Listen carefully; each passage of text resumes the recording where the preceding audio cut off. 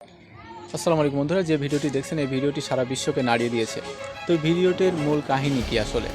তো এই ভিডিওর কাহিনীটাই আপনাদের বলবো ইনশাআল্লাহ। তো পুরো ভিডিও জুড়ে আমার সাথে থাকবেন। তো দেখছেন যে কিছু মানুষ প্রাইভেট কারে করে কোনো একটা জায়গায় ভ্রমণে যাচ্ছে এবং সেটা হচ্ছে গভীর রাত্রে।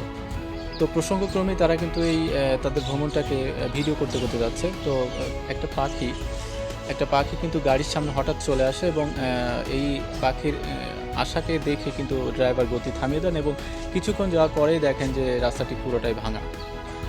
তো এই বিষয়টাকে অনেকে কাকতালীয়ভাবে দেখছেন এবং অনেকেই বলছেন যে পাখিটি কোনো পাখি নয়, হয়তোবা আল্লাহর ফেরেশতা হতে পারে। তো দেখেন, আমাদের সমাজে যারা সুশীল ব্যক্তি, যারা আল্লাহকে বিশ্বাস করে না, যারা বিজ্ঞানকে বিশ্বাস করে, তারা হয়তো বলবে যে না, এটা পাখি ছিল, এটা কাকতালীয়ভাবে ঘটে গেছে। এবং যারা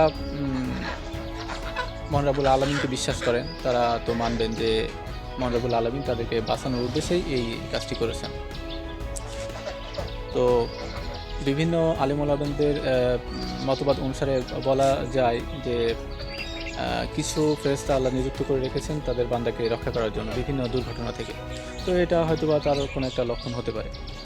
তো এই বিষয়টা নিয়ে কিন্তু ব্যাপক তোলপাড় চলছে এবং নেট দুনিয়ায় কিন্তু ভাইরাল। তো এই ঘটনাটি কোন জায়গার আসলে এখনও তথ্য পাওয়া যায়নি, তবে নেট দুনিয়ায় এটা কিন্তু ব্যাপকভাবে প্রভাব ফেলেছে।